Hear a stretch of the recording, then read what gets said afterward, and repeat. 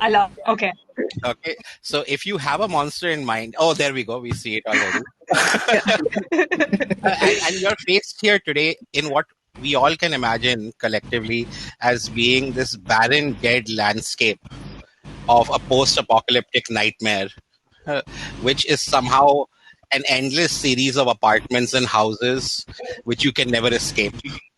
And That sounds a lot like Bombay right now. As soon as you look out the window. pretty much, yeah, because Yeah. art borrows from reality in this case. And as you are the monster of this adventure that we're on, you're hunting down these two innocent twins who have just wandered away from the pack. One of them, this gaunt, skinny little boy with a stick and a bald head and some kind of an animal artifact cloaking him, called Lala, and his little bit more egregious elder brother, hairy in every known way possible, but innocent in his heart, known as Bholu. And as you're tracking them through these endless labyrinthine passageways, I would like you to tell me how you would attack one of them.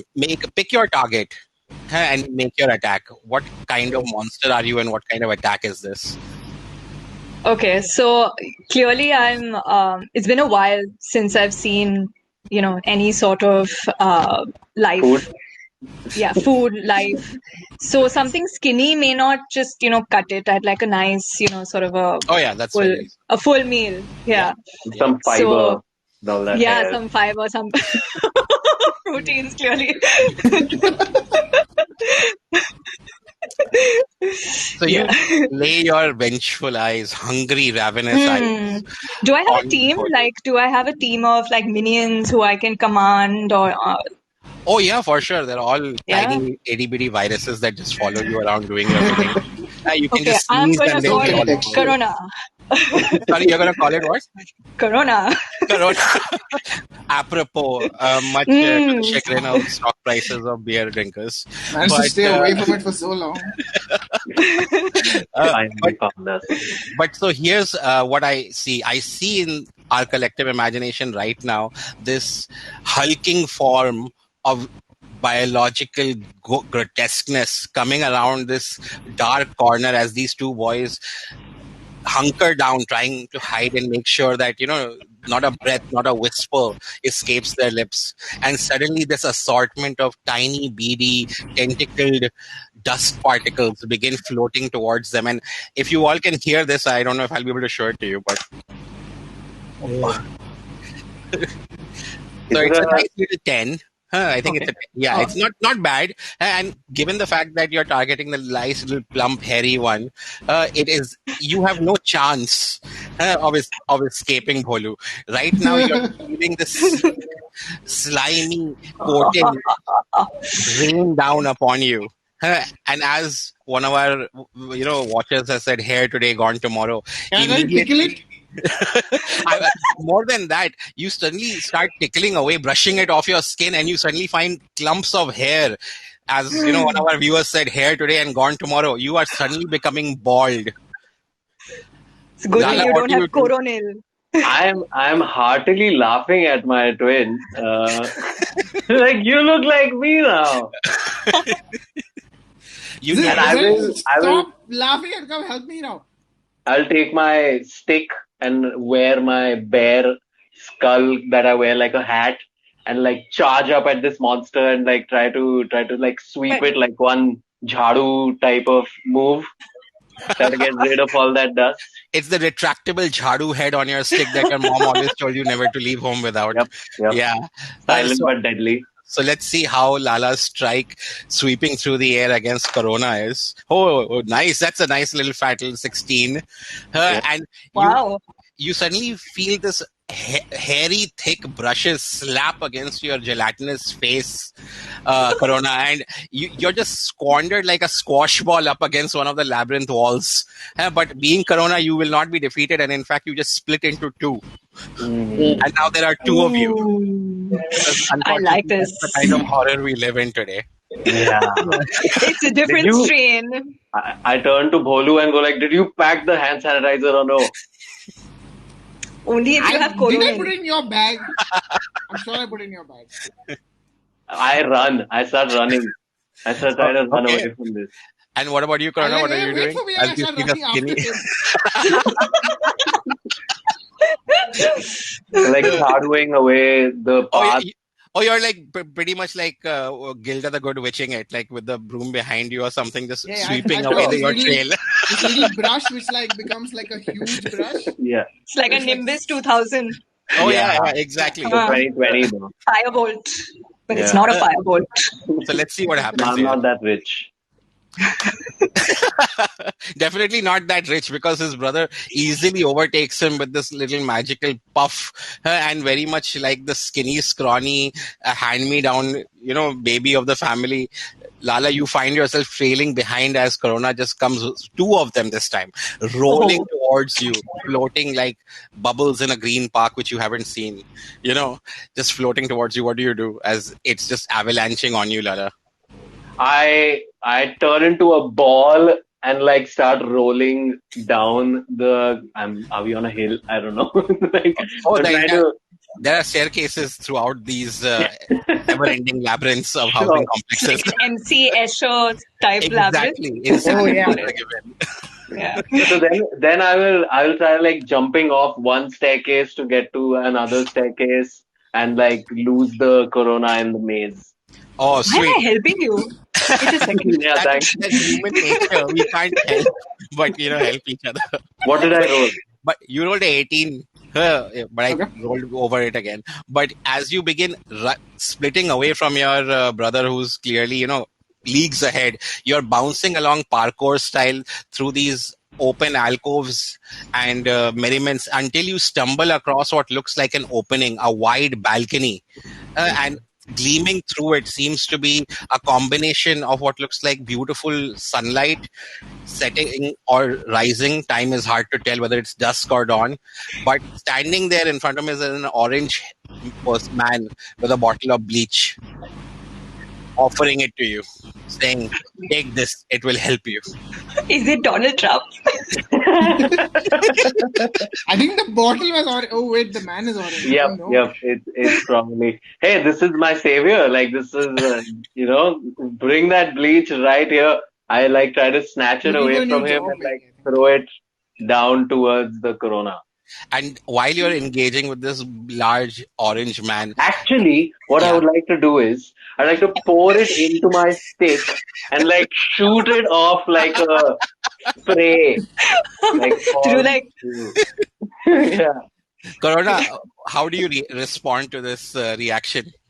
Okay, I have to embody Neo and do the whole, like. Oh, okay. Nice. Let's see. Yeah. Okay, that's Not at all. so.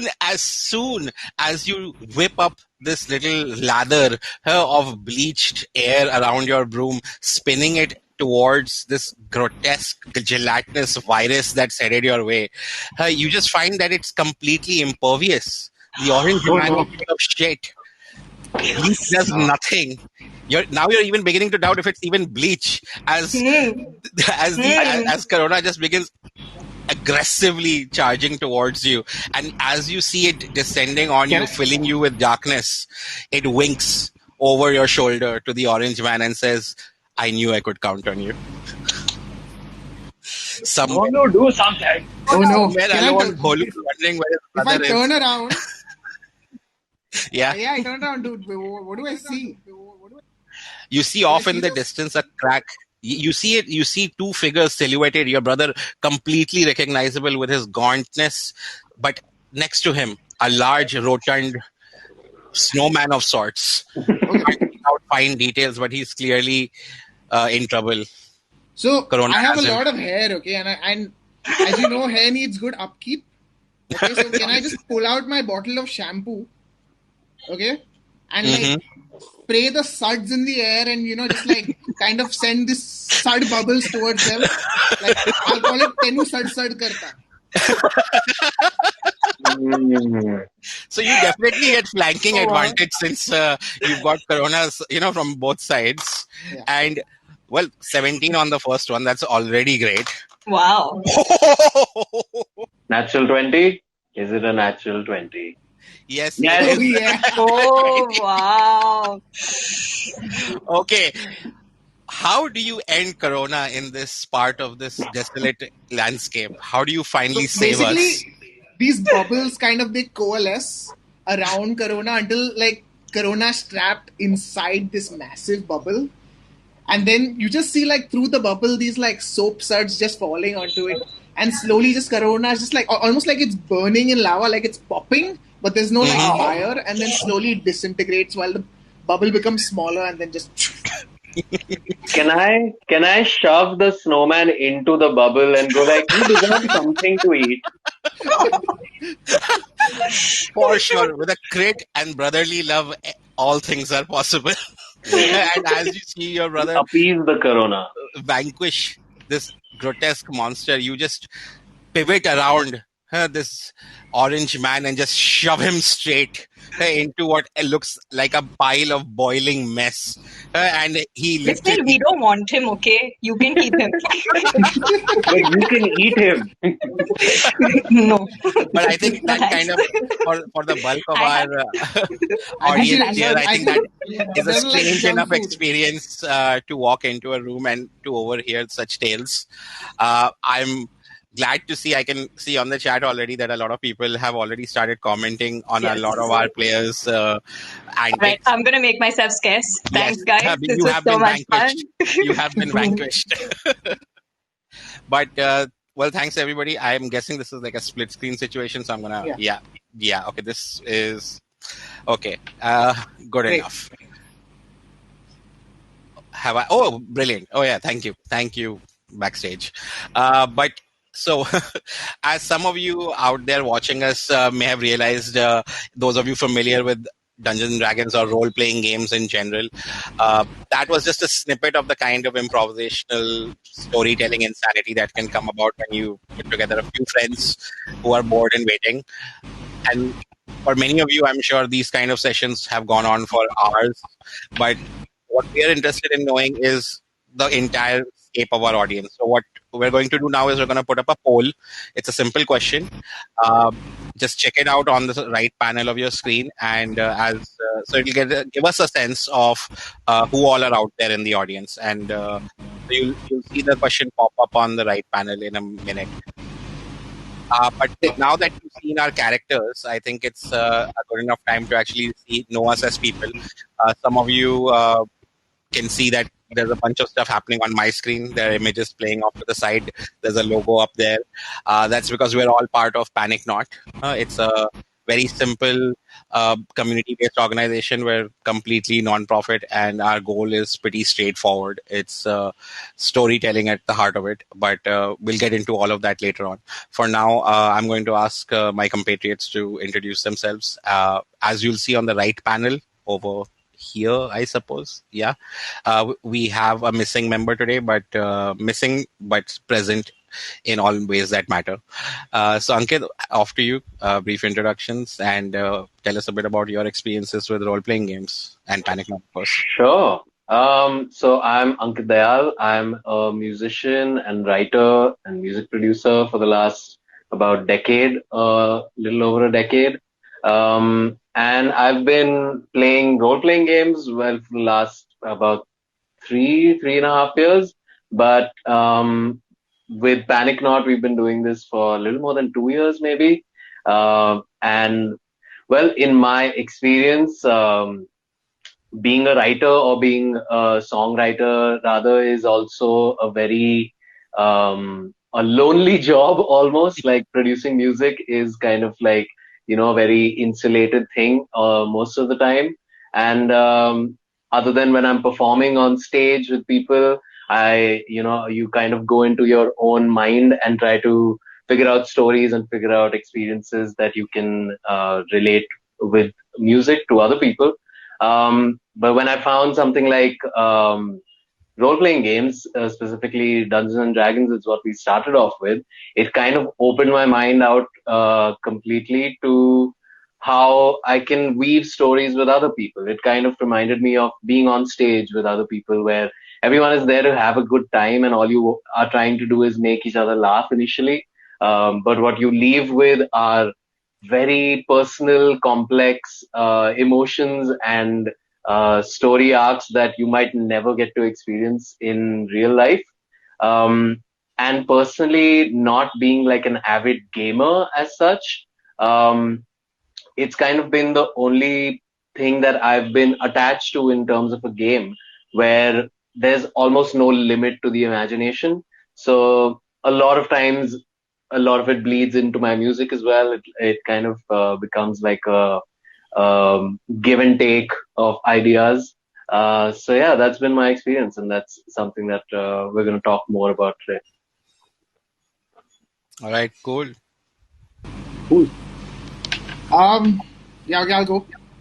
So, I think in my experience as a writer and a storyteller, for me, I think a friend of mine, actually, it's through Ankit actually, and he put up a post saying that okay, this is happening. I was like, oh yeah, I've heard about this, and this is something I really want to try because like I, I'll I'm like I'm a sucker for stories, man.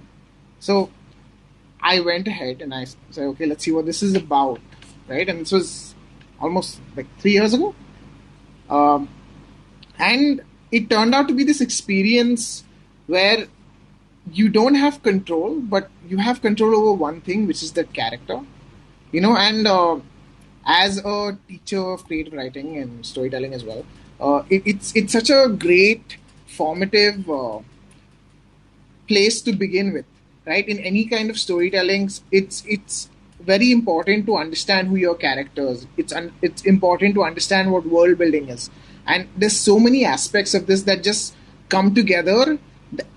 But it's also a game, and it's also you have these other people around you, and you're making a connection with them, right? It's still about people. It's still about this shared experience. So for me, I think that was something that really threw me off guard because I've come from background of playing a lot of MMORPGs and even like really good third person role playing games like your God of Wars and stuff, and it just pushes the boundaries of your imagination, because it's amazing what the human mind can see and can do, and I feel like that's where D&D kind of really fit into my life, and it just like helped me take everything that I was doing into this with this new light of ideas and storytelling and just this simulation that you can use in any aspect of your life, to be honest.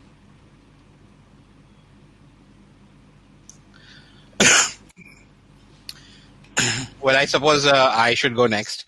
I had the unfortunate experience of being many things over the course of my life, starting off as a failed engineer, becoming a sort of an economist, and at no point did all of the nerdiness that goes into being that kind of a nerd, did it ever occur to me that other people could be as satisfying in that experience. So video games, yes. Consoles, yes.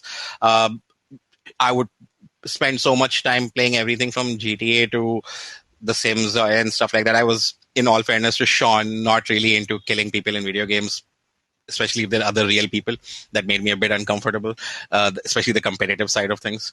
But stories, yeah. So like if I'm playing Fallout 3, I'm lost. Like hours and dozens of hours of my life have just like gone down that hole of playing Fallout 3. But at no point did it ever occur to me that bringing other people into it would be interesting until I just happened to stumble across something online. And at this point, it's partially so vague in memory. But what it did was it just told me that, wait, things get better when like bring in other people in that kind of an experience, because growing up in the generation where games are something which are so passive and so one-on-one, you and the game, that's it, that's pretty much it. Anything outside of that, that's sports, that's team sports, you go play football and basketball and stuff, but when you're on the computer or on a console, it's alone time. But having maybe not been exposed to the Western RPG history and tradition, it kind of left me at a disadvantage. But when I did discover it, I was bitten. I was taken over because it was a confluence of so many things, so many varied interests. If you're a person who loves drawing and doodling, you can bring that into it. I loved the idea of maps when I encountered them in the world of role-playing games, that you could have these fantastical countries. And anybody who's read Lord of the Rings definitely goes back and sees the make-believe map of Midgard and everything, and you're like, this is crazy good. And wait, I can do this? I can make my own?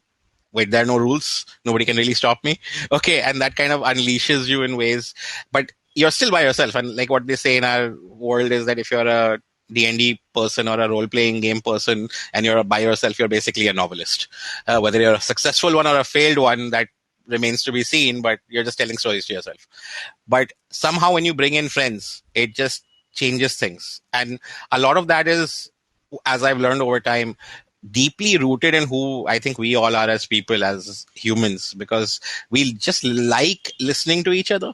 Maybe there's something about just the idea of somebody telling you a story, even if it's in fragments, even if it's in specific perspectives from their individual points of view, and then for you to react as something that you're not. And all of that just like came together at one point, and I just couldn't stop myself. And like, when I looked around, and admittedly, I don't have that big a social circle, or I didn't before D&D and role-playing games, but I couldn't find anybody. Like, I struggled.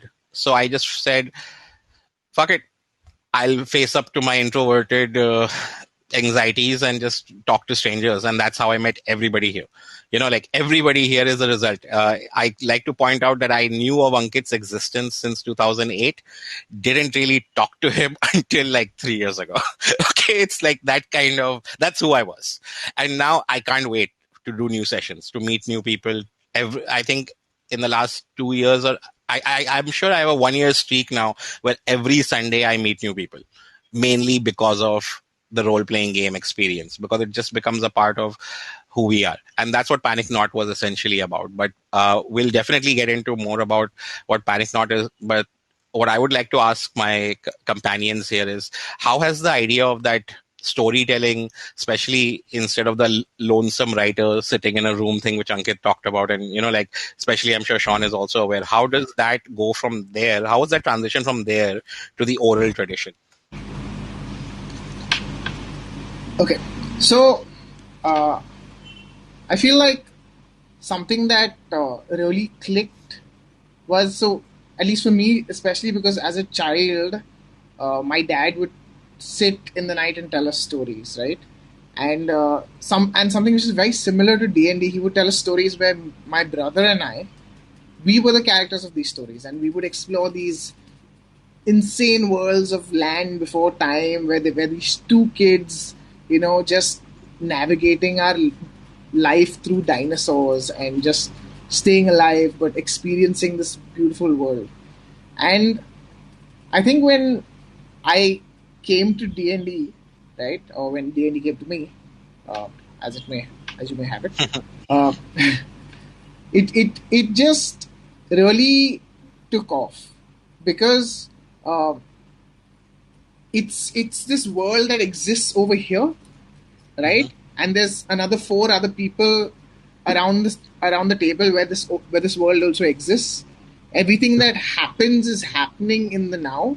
Okay, no one has really written every moment of this, right?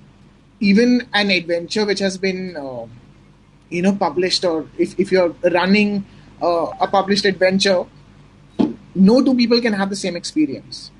And I think the wonderful thing is that every person at the table brings a unique experience to that game, because you're filling in the gaps, right? Like, if Sam is the dungeon master, or if I'm the dungeon master, and if we are laying out a scene for you, right, there's only so much that we can lay out. We can't fill in every minute detail of a world, and it's your mind that really fills in those gaps. And which is why, even though we're having the same shared collective experience, it's slightly different in each of our minds.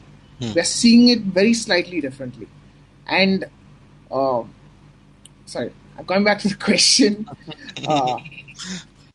which is how does it translate orally?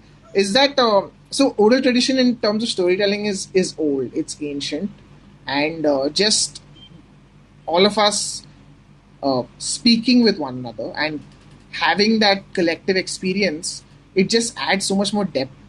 And I feel like that's where the humanity of it comes in, right? Yeah, I would agree. I also like, in case somebody's not familiar with the way these most of these tabletop role playing games work, where there's a game master or a dungeon master, and there's a player, and there are many players at the same table. Um, what was new to me as being part of a game was how much you have to listen, because when you do get the chance to speak, you want to make it count, and that was something that I had never experienced in a game before. So it kind of when the switch happened for me from being just somebody that plays in Sam's games to somebody that's running their own game, you suddenly are talking a lot of the time, and that is something to get used to as well. Like getting used to your own voice. It's kind of like when you hear your voice recorded for the first time, or like even if it's after a while, it kind of just feels jarring. So you kind of start feeling like, okay, am I explaining this too much? Am I getting too geeky or nerdy about this world that I've spent a lot of time crafting? But it's very immediate. Like unlike any other game that I've experienced, the feedback you get from basically from somebody, a game developer in this case, to the person playing the game is immediate. You can see it on people's faces when they're, like eyes peek up when you mention something interesting in the game, or a character, like a non-playing character that you've kind of spent a lot of time figuring out what their personality is like, and then that sparks an interest in the players and they interact with your world. It's all very immediate feedback. Yeah. So that oral tradition of a back and forth is something that I hadn't experienced in a game. And It's a give and take of some sort, right? yeah, definitely. Because you can then manipulate. It's like you're tweaking the software of your game Yeah, as you go you're along fixing in your real time. syntaxes as you're going Yeah, along. in real time. And Yeah. that's what makes every game different as well, because every group of people that you'll be playing with will have a different set of reactions, or like a different set of interests in what they want to pursue. So Yeah. it's very satisfying as well, in a sense where you kind of lay down everything that you had planned for a session, and only maybe 5% of it gets discovered over 3 hours or so. But you know exactly how you can link that to the rest of the world. And none of it is like every encounter, every battle that happens is consequential, because that's now part of the story. It's never like, hey, we just happened by some wolves, let's kill them. And, there's no consequence. We take our loot for some reason that a wolf would drop, and then we move on to the actual quest. Yeah, the magic pot was carrying her along with it. Yeah. So everything in those 3 hours kind of matters, and everything that as a player also you are experiencing and you want to say in character or whatever, it's all very consequential. So it's a very different So experience. one thing I'd like to add to that is that there is this uh, there's a connection that you create with the people you're playing with. Okay, and it's a very strong connection. Like I've played multiplayer games with other people, right? And you do understand what they are doing. You understand how their mind works and how strategy works. But I feel like with role playing games, it takes it like a notch above, because you're not just the objectives are so much more deeper, right? The objective of your character, of your party, is so much more. It's not like, oh, I want to go capture a flag, oh, I got to go find this object. It's more personal, and over time, as you play those characters for a much longer time, those personal goals become everyone's goals in some way, and even if they are against that goal, that is a personal decision, that is a personal call. to be against that goal of another player, and there's reasons behind it. There's so much of thinking. There's so much of, and it's not a thinking that, oh, I have to plan this and write this down. It's just you're feeling it in that moment, Now, and in you're that- going with it.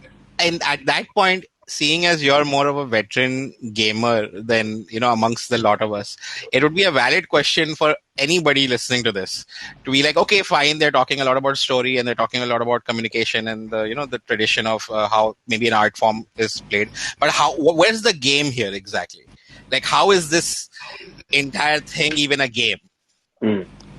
Yeah, I think that's a question that a lot of people trying to first experience a role-playing game, a tabletop role-playing game at least, will question in the first few sessions. But like one of the favorite parts for me of the game is also like the strategy and the battle and what I have on my character sheet and my equipment list and all those things that you can track and you level up and you get to plan, okay, this is what I'm going to buy next so that my character looks more badass and can do more cool shit and stuff like that. It's very much, to me, that game aspect, it fulfills all those criteria. The character creation part of it. Oh my god! In a video game, rabbit hole. In a video game, that's probably sometimes my favorite part of the whole thing. And this is like a constant reimagination of that. Like, you can customize everything all the time. And, in any way you want. There's no loot box issues. Yeah. And there is like in let's say Dungeons and Dragons, there's something called initiative where, you're doing things one by one. And that's like a very traditional role-playing game type of mechanic, which works really well because going from like just an open discussion between everyone at the table to, okay, everyone gets the spotlight. In that round, everyone gets to do something that is consequential to them and is important to them. So, everyone gets that voice to do your turn.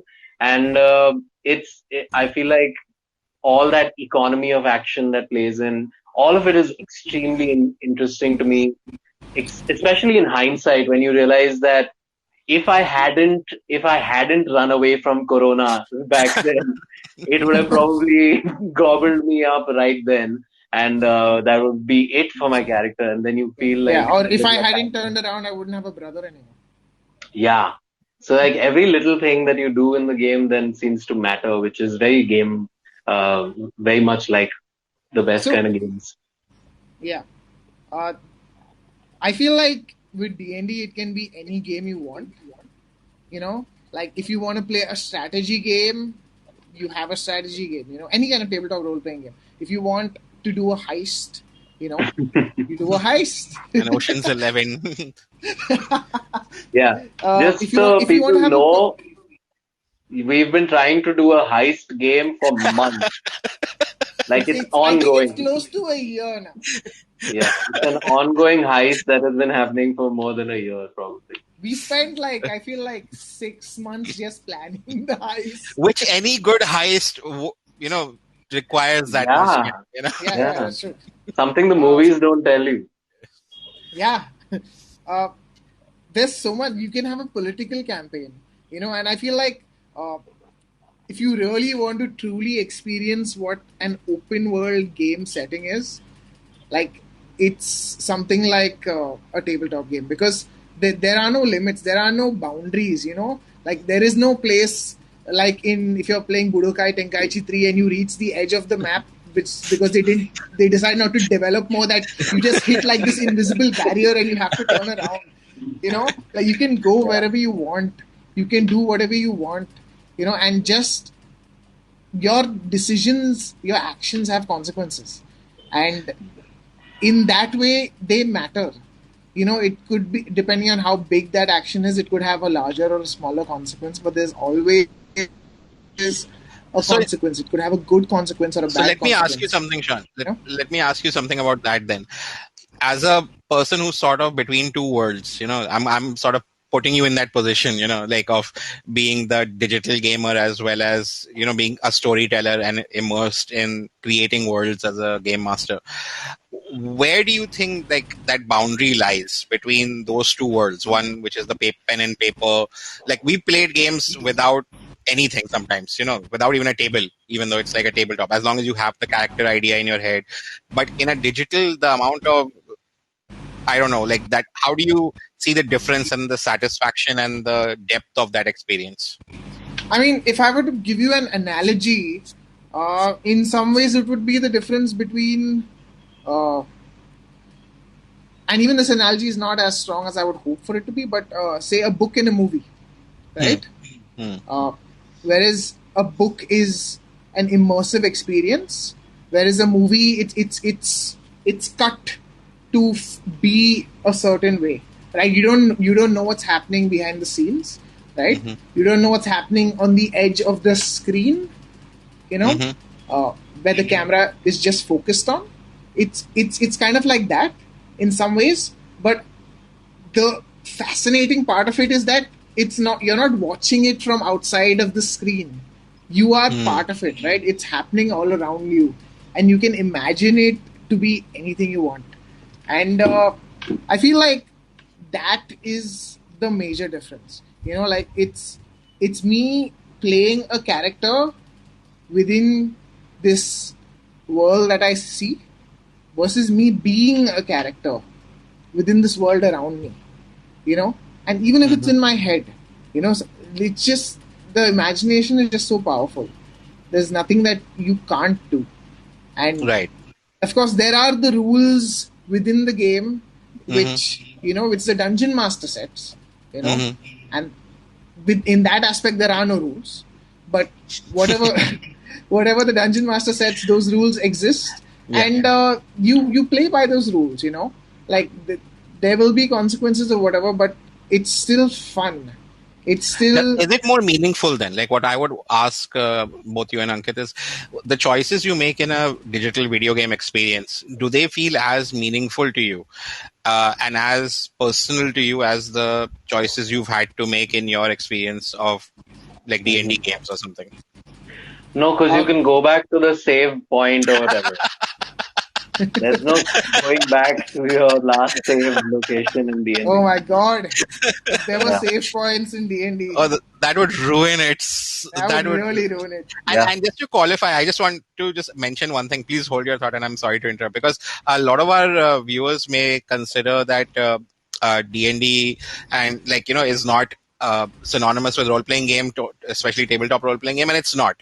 There is a rich and diverse array of systems. So when we use D&D in our speech, interchangeably, that's because that's what we predominantly play. But there are amazing systems out there. There's Blades in the Darkness. There's Pathfinder. The second edition just came out. There's the Cthulhu, system itself, which is weird. There's groups. I don't think I've ever said that word out loud. It's basically a system that adapts to everything. I mean, there's no real one way of doing this. That's what also makes it quite interesting, because every time historically that we've come to a point where, when like D&D is famously the first character-driven role-playing game, but there has always been pretend. We all pretend. People have been pretend wargaming for hundreds of years, and that's what eventually led to games like Dungeons and Dragons through the way of chainmail and other games like that. And today we see all those same things converging down to the video game market, where we have grown up with games in real-time strategy, which are essentially battle simulations where you are commanding armies. What RPGs mean to us is mostly about becoming the character. It's about living a narrative through a single story. And when we look at that in a digital sense, you have games like Assassin's Creed, you have character-driven stories, but like Sean has talked about, and that there are limits to those. So for the benefit of my audience, I would definitely like to acknowledge that there are many other systems out there that are worthwhile to explore. There are in fact simple one-page systems. I would highly encourage everyone to go and Google one-page role-playing game. I think there's one called Honey Heist. Honey Heist. I think it's like a Honey Heist is so much fun. It's so simple. Exactly. So Crash Pandas. I think was another one. Okay, so like there's so many of these that there is no complexity, even though it may appear that way at first, because if you go online and start looking at these things, you'll come across these huge books, volumes of material. That's what intimidated me for like a year before I actually took a dive. I'm like, wait, I have to read all this crap and know it. But you find your rhythm, you find your intuitive system, and the system is the least important thing, is what I'm trying to get at.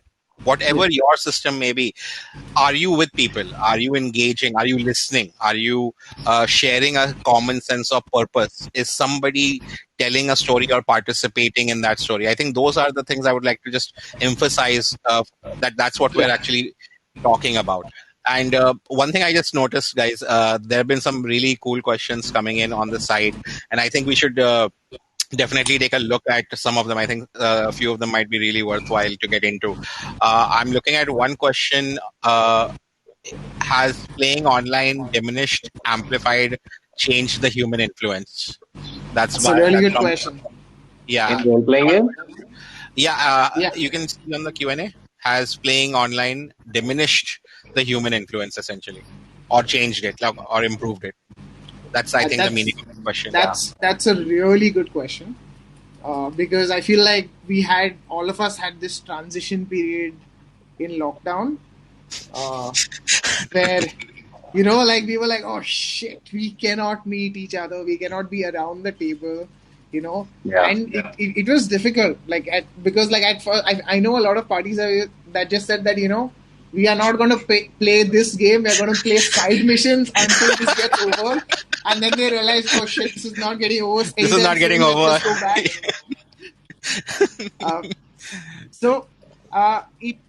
It was difficult at first. I feel like the experience of being in the same room, you can't replicate that online, because it has its limits in terms of you'll be speaking over each other, and then there's the audio channel where you're speaking over each other. Whereas if there were 4 people on the same channel in a room, 2 people could be talking to each other, 2 people could be talking to the other people, to each other, and there could be like a cross conversation happening while planning is happening, and that just saves time. It feels more real.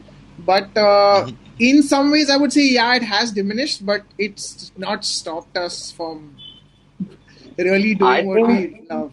Yeah.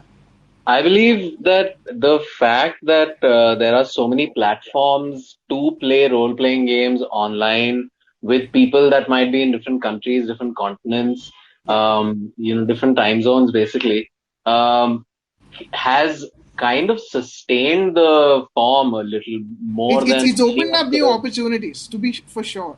Yeah, like before like 2015 or so, when role-playing games weren't like really popular again either. Like they were kind of lost out in the, by that time, not too many people were talking about it, especially in India.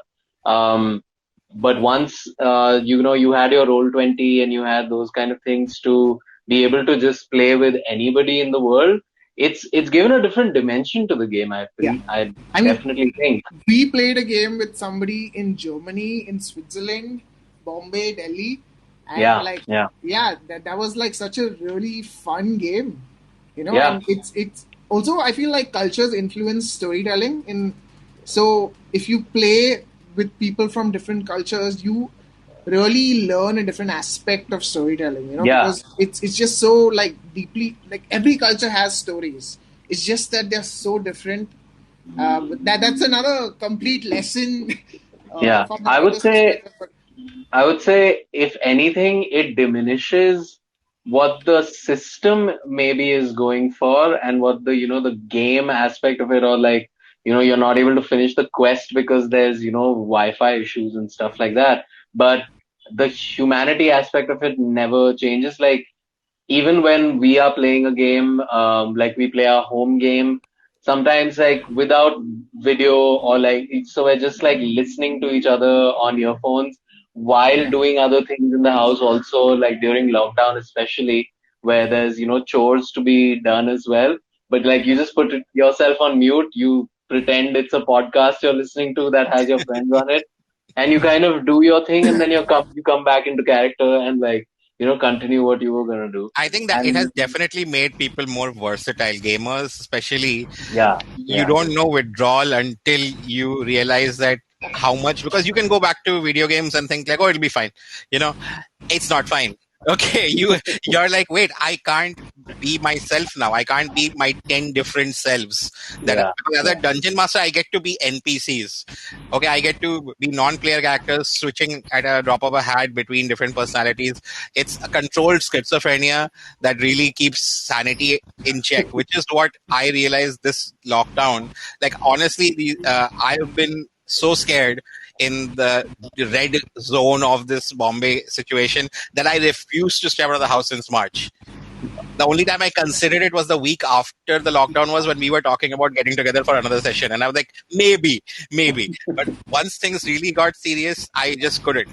But the fact that we all got online and then we started, I made a Roll20 account and I started paying for it. It has paid dividends. There's a very valid question regarding how do you involve people at scale? Is it even worth trying? I think that's a question I think about probably all the time, because as PanicNot, that's kind of our mandate.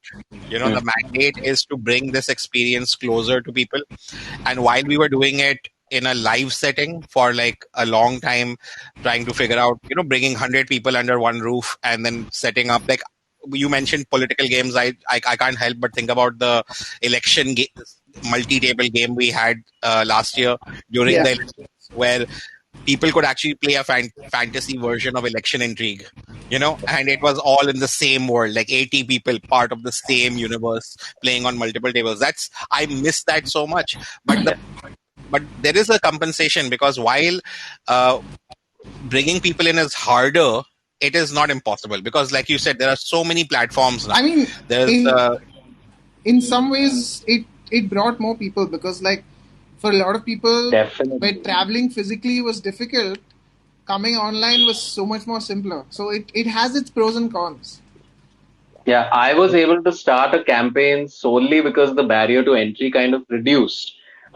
When like you could just do this from home and I could just tell people, you just have to make a free account on this one website and then we're good to go. And like, I'll explain everything online. Once you reach the website, I'll show it to you there, which is so similar to what we deal with when we're playing in person, where, it's hard to kind of just send somebody a PDF and be like, okay, so just read up this thing and you'll understand the game, rather than like explain it to you in person, which makes it so much easier.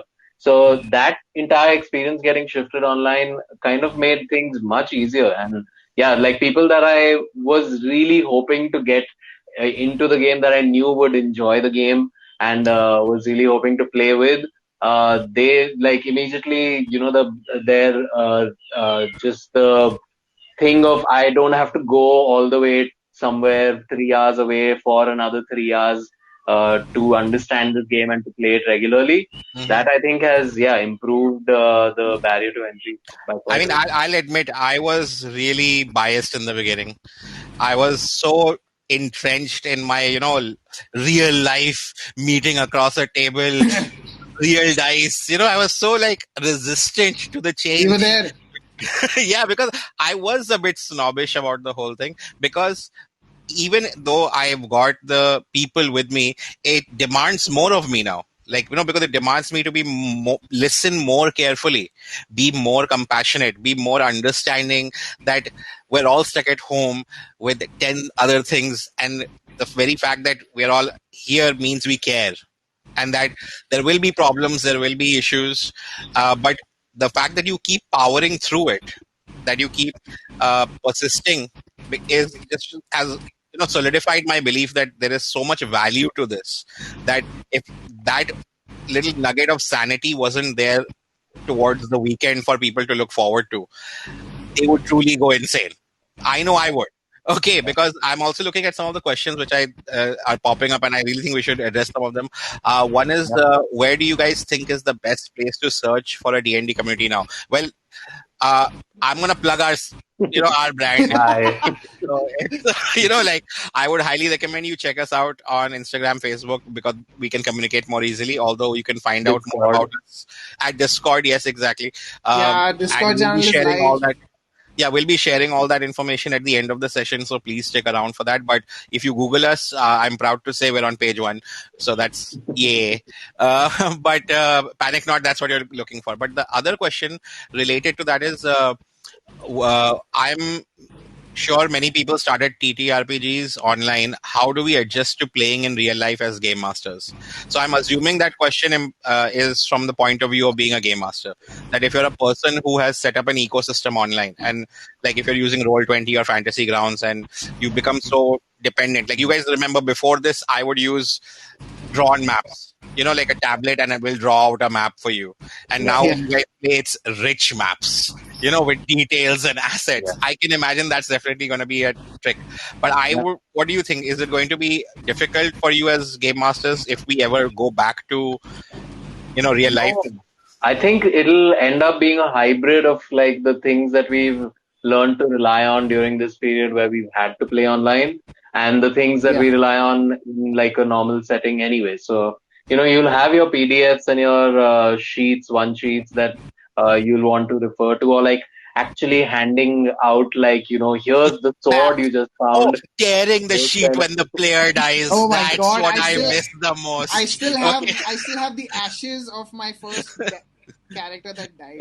Yeah. The pieces more like Yeah. Geez. So I feel like it'll end up being, because I would definitely go to something like a Roll20 to have like everything in one place, and like if I want to keep a map that is rich that I can refer to, so that I can then pass it along to people. I think it'll somewhere that synergy will happen. I don't think it'll be something that cannot be figured out after this. I mean, one thing I'll definitely point out is that the lockdown has been such a boon for these indie developers to hunker down and be like, okay, let's just do this, And so many startup experiences are coming up, game engines, like the Game Master engine, this one-person enterprise of giving you the capability of creating a whole 3D environment, which then you can present to your table of friends and, put your digital minis into it and Yeah. still be around. So there is a hybrid element that will be very, very. Yeah. I'm looking forward to it. That once we With get back to the real. and this is things that we geek out about all the time, where like new technologies like AR and VR, when you're able to integrate those into role playing games, tabletop role playing games, it'll be another world. Like it'll be completely endless at some point. In terms of offering what you can show your players and like the world you can live in. But at the same time, theater of the mind is not going to change whether you're doing it digitally or in person. That's just Yep. Yeah. Yeah. Because We're that gonna pull it's a DNA. something. The reason it works is because it's in our DNA. I mean, eventually, I think there have been times when the internet is conked out and we're on a conference call on our mobile phones, and we can still continue. Because at the end of the day, that's kind of where we started. Okay, and I think maybe that transition for digital players, people who are purely digital now, bringing that into the real world might be a challenge, but I think that's kind of where community groups become a really important role. Like one of our goals has always been to encourage more game masters, because like as the virus has shown us, they are the virus. They are the carriers. They're the ones who go out there and then they pull in like 20 people and run 4 sessions every other week. And then it's a thing, and it requires, and what I've noticed is some of the people who are a bit shy on the group right now on the chat are some of the teenagers who are like pinging me on my WhatsApp on the side every once in a while. But teenagers have taken it up, which, like I would always notice that in live events, there would be like a few number of kids, not as many kids, because obviously traveling in the city is a problem. Weekends, holidays, families is a problem. But now that it's digital, the number of kids who are like reaching out to us and saying that, hey, we want to learn how to do this. Not we want to play, not we want to be participants. No, we want to own it. We want to be able to conduct these experiences. And that has been really fulfilling to see how that being a cynic against digital as I am, it's not going to. The kids are going to be all right. That's all I can say. Actually, I'm just going to take a quick think we browse. forget that originally, like the history of it was about this one father telling his 2 kids a story, and that's where like And like I think the beautiful thing is that somewhere we still want to be those people, and it's not about being a kid again. I don't think it's about that. It's just that the beauty of, like, we don't give ourselves enough of a chance to experience our own imaginations, and this really allows you to do that. And like, you're not really thinking about, but you're indulging yourself in you, you know, in some ways. And I think you don't give yourself enough time or enough chances to do that. And I think that's a beautiful thing. I mean, couldn't say it better myself. But as we're counting down the last couple of minutes, I'm going to indulge a bit and address the final question I'm looking at. Having played both the table version of D&D and digital versions, how much as a gamer does the different presentation of both mediums, blah, blah, blah, we think? So here's what the question is. The question ultimately spoke to me because it's not just about gaming, it's about life. That's kind of the thing. The amount of situations I have played out, from job interviews to relationship conversations, in the guise of a game simulation, okay, is embarrassingly high.